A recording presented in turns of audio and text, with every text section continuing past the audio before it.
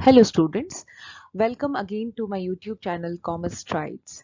आशा करती हूँ कि आप सभी बच्चे अच्छे होंगे और आपकी पढ़ाई कैसी चल रही है। आशा करती हूँ कि वो भी अच्छी चल रही होगी। चलिए, पहले हम लोगों ने प्लानिंग का 2 पार्ट पढ़ लिया है।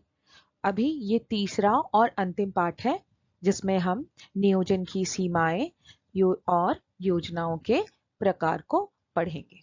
ओके बच्चों, तो चलिए शुरू करते हैं। चलिए स्टूडेंट्स, अब हम अपना अगला टॉपिक नियोजन की सीमाएं यानी कि लिमिटेशंस ऑफ प्लानिंग पढ़ लेते हैं। जिस प्रकार प्लानिंग यानी कि नियोजन व्यवसाय में हमें सफलता दिलाता है, प्रबंधक को आगे बढ़ने में मदद करता है, प्रबंधक को व्यवसाय को सफलतापूर्वक चलाने में मदद करता है, उसी प्रकार प्लानिंग में कुछ कमियां भी हैं जिसे हम नजरअंदाज नहीं कर सकते। तो बच्चों, नियोजन की सीमाएं पढ़ने के पहले मैं आपसे ये कहना चाहूंगी कि अगर आपको मेरा पढ़ाया हुआ अच्छा लग रहा है, जो हम वीडियो बना रहे हैं वो आपको पसंद आ रहा है, तो मेरे वीडियो को लाइक करिए, सब्सक्राइब करिए और अपने फ्रेंड्स के संग भी शेयर करिए। इससे सभी का फायदा होगा।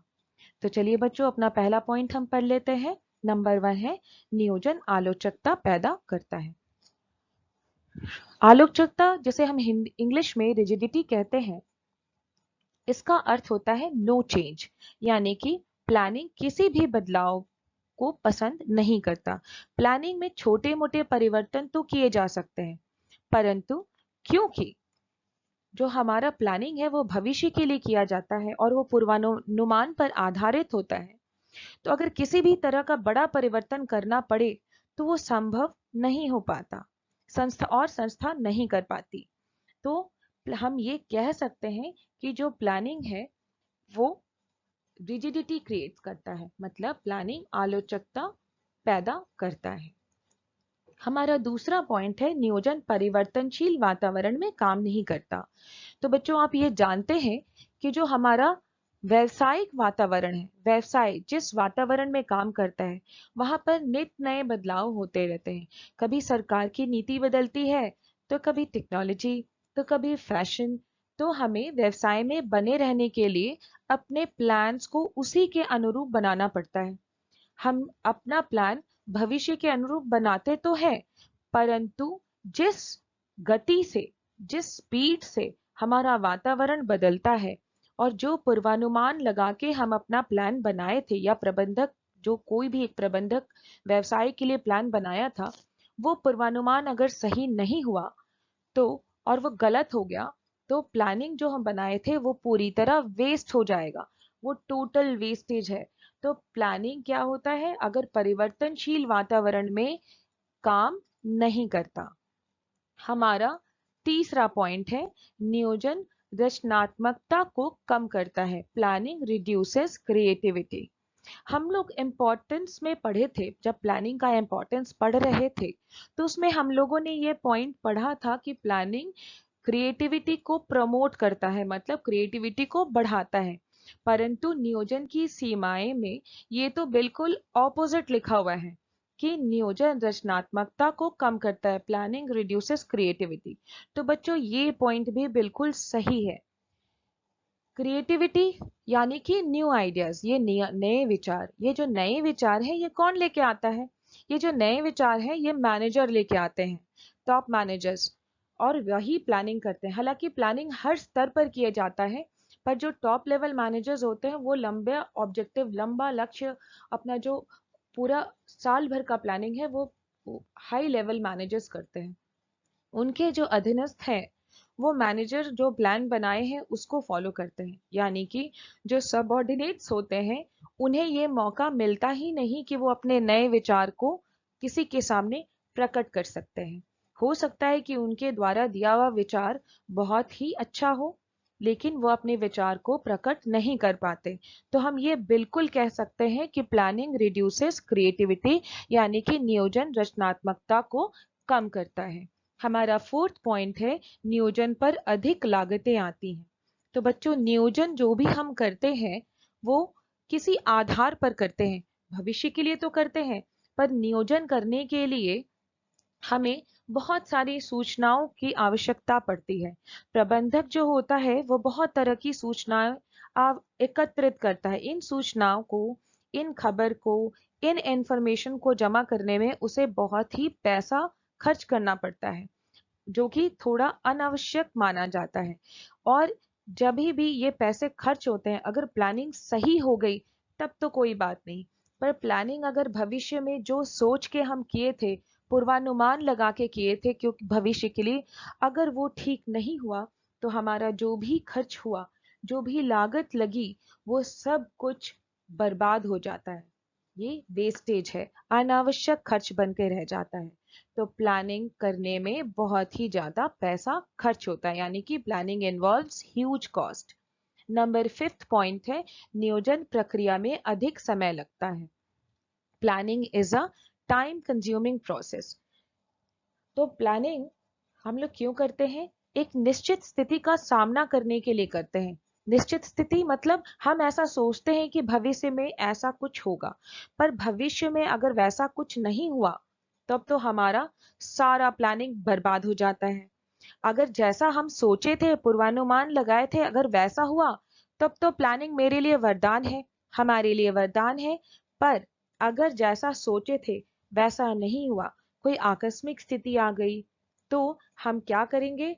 हमें जो भी प्लानिंग हमने किया है वो सब धरा का धरा रह जाएगा और वो किसी भी तरीके से फायदेमंद नहीं होगा। पिछले पॉइंट में ही मैंने कहा था कि प्लानिंग करने के लिए हमें बहुत तरह की सूचनाएं एकत्रित करनी पड़ती हैं। इन सूचनाओं को एकत्रित करने के बाद इनका विश्लेषण भी करना पड़ता है, मतलब इसका एनालिसिस करना पड़ता है, तभी हम प्लान बना सकते हैं। तो प्लानिंग करने में जो कि हम भविष्य के लिए कर रहे हैं और जो अनिश्चित है, उसमें बहुत ही अधिक समय लगता है। हमारा लास्ट पॉइंट, 6th पॉइंट है, नियोजन सफलता की गारंटी नहीं देता। नियोजन जो है वो हम भविष्य के लिए करते हैं। कोई भी प्रबंधक जो ये करता है नियोजन, वो भविष्य के लिए करता है। और अगर प्रबंधक जब भी कोई नियोजन या प्लानिंग करता है तो वो ये सोचता है कि हमारी मेरी जो भी समस्या आएगी हमारी संस्था में, वो सारी समस्याओं का मैं समाधान कर लूंगा प्लानिंग करके। परंतु ऐसा सच नहीं होता, क्योंकि थोड़ी सी भी लापरवाही या किसी भी प्रकार की इमरजेंसी या किसी भी प्रकार का पूर्वानुमान जो हम लगाए थे या प्रबंधक लगाया था, अगर वो गलत हो गया तो क्या हो जाता है? प्लानिंग जो है वो हमें सफलता की गारंटी नहीं देता, क्योंकि हम जैसा सोचे थे वैसा हुआ ही नहीं, हुआ तो कुछ और। तो हम ये कह सकते हैं कि प्लानिंग कोई किसी भी सटीकता से ये नहीं कह सकता कि जो भी हम प्लान कर रहे हैं उससे हमें 100% सफलता मिलेगी। तो बच्चों, मैं आशा करती हूँ कि आपको ये नियोजन की सीमाएं समझ में आ गई होंगी। अब हम अपना अगला टॉपिक पढ़ेंगे, type of plans. Hello students, चलिए अब हम अपना अगला टॉपिक पढ़ लेते हैं, योजनाओं के प्रकार, यानी कि टाइप्स ऑफ प्लान। ये हमारे प्लानिंग चैप्टर का लास्ट टॉपिक है। इसके पहले वाला वीडियो अगर आप लोगों ने नहीं देखा तो काइंडली इसके पहले का 2 वीडियो आप देख लीजिए।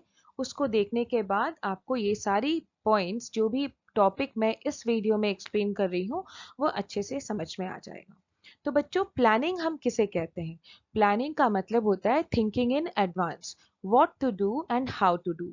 किसी भी कार्य को जो हम करना चाहते हैं उसे कैसे करना है ताकि हम उसे अच्छे से कर सकें।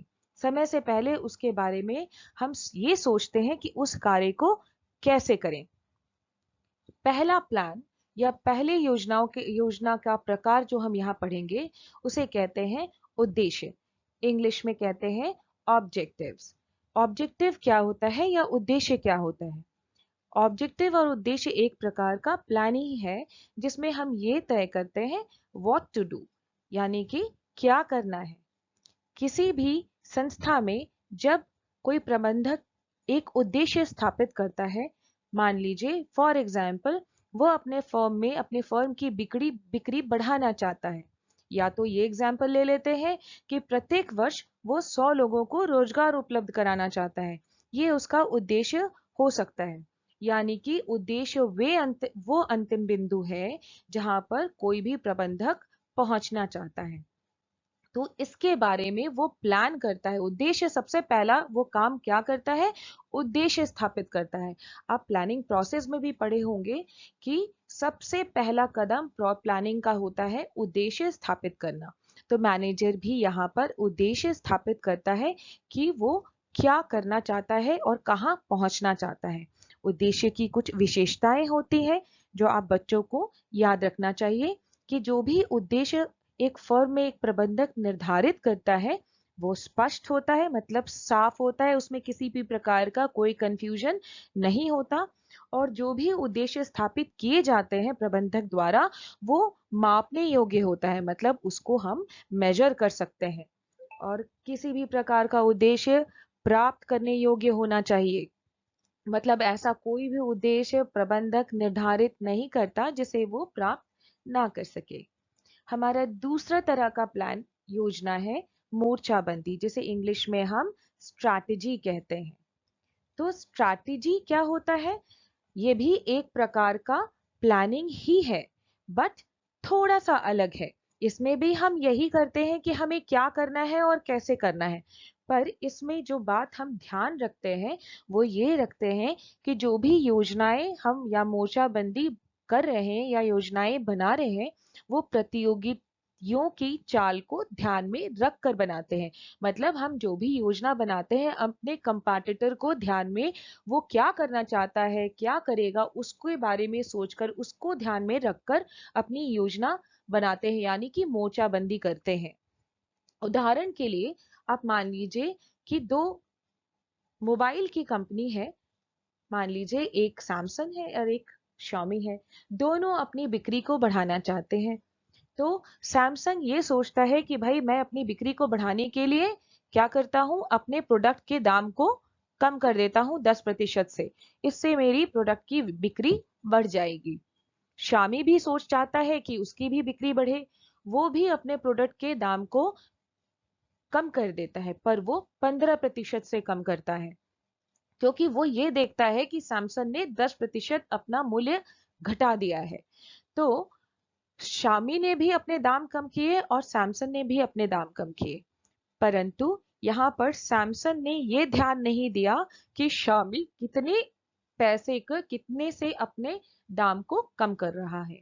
तो मोर्चाबंदी जब भी हम करते हैं तो अपने कंपैटिटर को, अपने प्रतियोगियों को ध्यान में रखकर योजना बनाते हैं। हमारी तीसरी प्रकार की योजना जो है उसे हम नीति कहते हैं। नीति भी एक प्रकार की योजना ही है। इसमें भी हम ये दिन निकाल तय करते हैं, ये जानते हैं कि किसी भी काम को कैसे करना है। नीति का अर्थ क्या होता है? पॉलिसी, यानी नीति मतलब पॉलिसी। पॉलिसी का अर्थ क्या होता है? गाइडलाइंस, यानी कि मार्गदर्शन।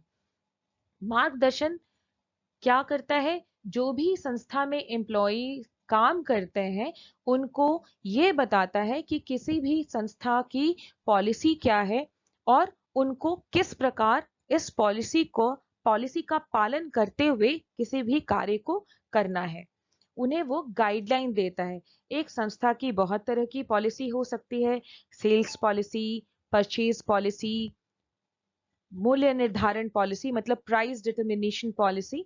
मूल्य निर्धारण के लिए मान लीजिए एक फर्म ये पॉलिसी बनाती है कि जो भी वस्तु का विक्रय मूल्य क्या होगा, जो भी वस्तु वो बनाती है उसका विक्रय मूल्य क्या होगा, वो कैसे निर्धारित करेगी। अर्थात लागत में वो कितना प्रतिशत लाभ जोड़ेगी, अगर वो छूट देगी, व्यापारिक छूट या नगद छूट, तो उसके लिए क्या शर्तें होंगी और वो कितना छूट देगी। ये सारी नीति होती है जिसका कोई भी संस्था पालन करती है ताकि वो कार्य को अच्छे से कर सके। हमारा नेक्स्ट योजना है वो है कार्य विधि, यानी कि प्रोसीजर। प्रोसीजर क्या है? प्रोसीजर भी एक तरह का प्लान है, बट इसमें थोड़ा क्या होता है, थोड़ा सा ऐसा एक सिचुएशन इमेजिन किया जाता है संस्था में। हर संस्था में ऐसी कई सिचुएशन होते हैं जो सब जानते हैं कि ऐसी सिचुएशन आने पर हमें क्या क्या कदम उठाने हैं। ऐसा पहले से सोच लिया जाता है कि अगर इस तरह की किसी भी तरह की इस तरह की कुछ तरह की सिचुएशन आती है, किसी भी तरह की सिचुएशन आती है, तो हमारे कौन कौन से कदम होंगे जिनको हम जिस पर हम चलकर उस स्टेप्स को फॉलो करके हम अपने उस कार्य को कर सकें। तो इसको हम बोलते हैं कार्यविधि, मतलब किसी भी कार्य को करने का कौन सा तरीका होगा किसी सिचुएशन में। तो ये जो कार्य विधि है, इसमें कुछ कदम होते हैं जो पहले से तय कर लिए जाते हैं। मान लीजिए कि हमें डेटर से एक सिचुएशन ले लेते हैं। मान लीजिए कि एक फर्म ने अपना सामान उधार में बेचा, तो डेटर्स क्रिएट हो गए। अब डेटर्स खुद से पैसे दे दिए तो अच्छी बात है, पर कभी कभी डेटर्स पैसे समय पर नहीं चुकाते। तो फर्म ये पहले से सोच लेता है कि अगर ऐसी सिचुएशन आ गई कि डेटर ने पैसे नहीं चुकाए, तो हमें कौन सी कार्यविधि या प्रोसीजर फॉलो करना है, कौन कौन से कदम को बांध के उस कदम को अपना के हम डेटर से पैसे ले सकते हैं। तो कदम इस प्रकार भी हो सकते हैं कि पहले वो पत्र लिखेंगे डेटर को कि भाई आप अपना पैसा चुका दीजिए।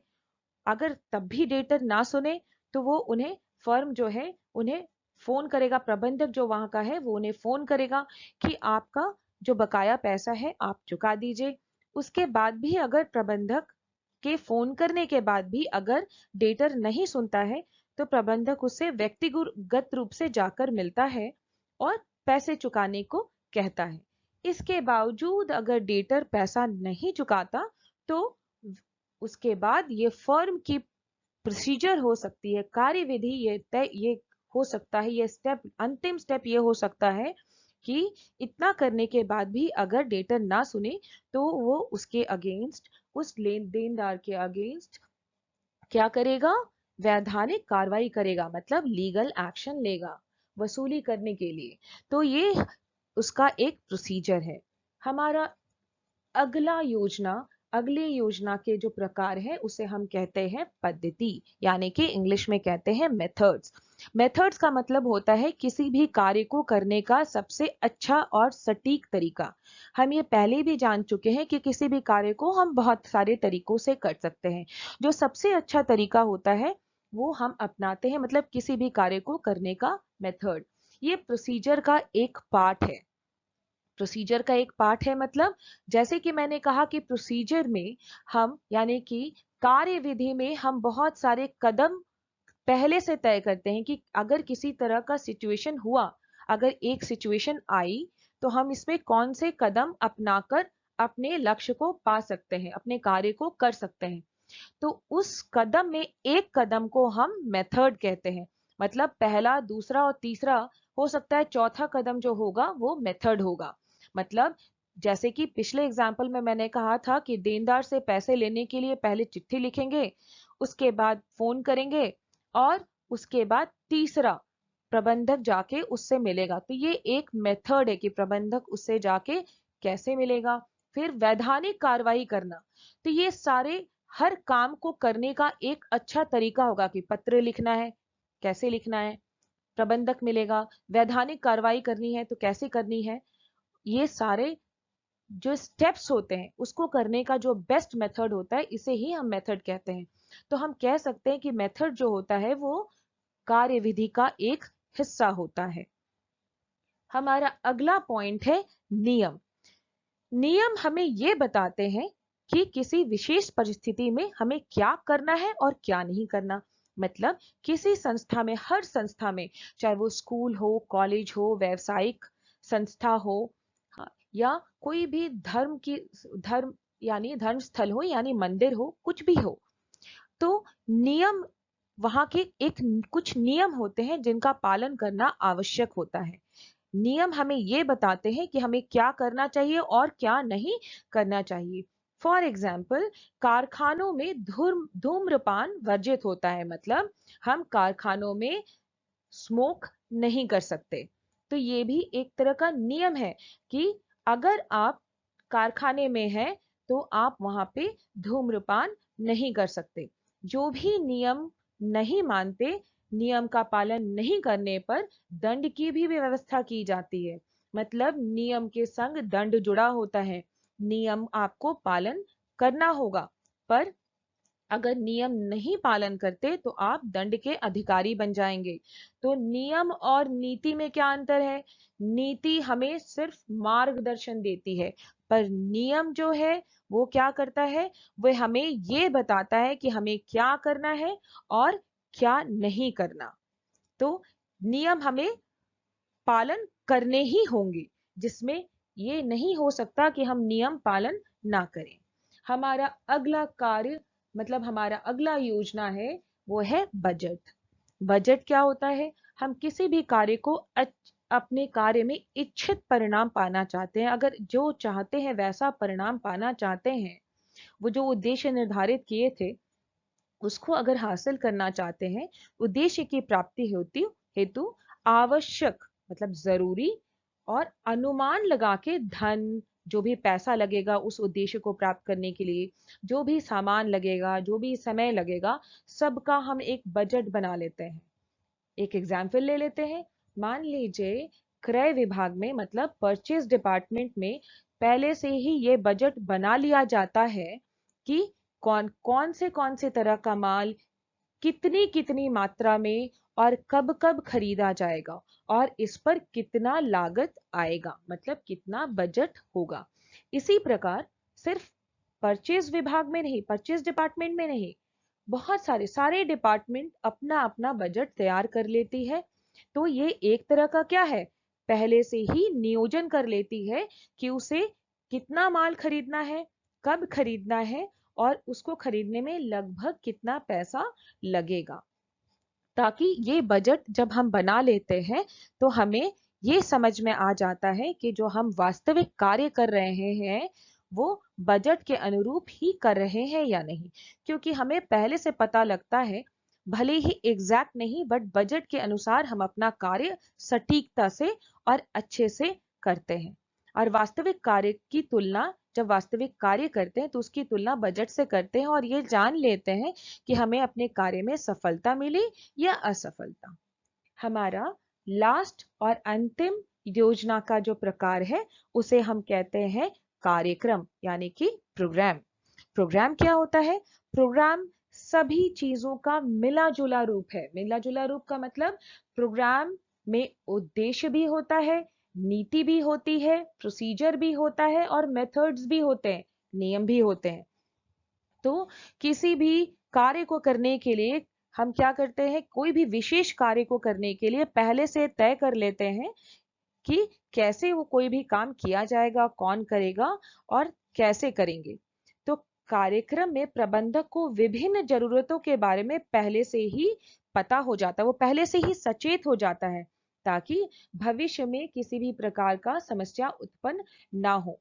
प्रोग्राम बहुत तरह के हो सकते हैं। एग्जाम्पल के लिए मान लीजिए ट्रेनिंग प्रोग्राम हो सकता है, प्रशिक्षण प्रोग्राम, प्रोडक्शन प्रोग्राम मतलब उत्पादन प्रोग्राम, सेल्स प्रमोशन प्रोग्राम के मतलब हम अपनी बिक्री को बढ़ाने के लिए एक प्रोग्राम बनाते हैं। तो बिक्री को बढ़ाने के लिए जब प्रोग्राम बनाते हैं, ये मेरा एक उद्देश्य हो गया कि भाई मेरी को बिक्री बढ़ाना है। अब इसमें बिक्री को बढ़ाने के लिए हम अपने कंपैटिटर को ध्यान में रखते हैं, तो इसमें मोर्चाबंदी भी आ गया। फिर एक नीति बनाते हैं, नियम पॉलिसी एक गाइडलाइन स्थापित करते हैं कि इस सेल्स को बढ़ाने के लिए, अपनी बिक्री को बढ़ाने के लिए हम क्या क्या पॉलिसी अपनाएंगे, क्या क्या कार्यविधि की पालन करेंगे, कौन सी पद्धति अपनाएंगे। तो हम क्या देखते हैं?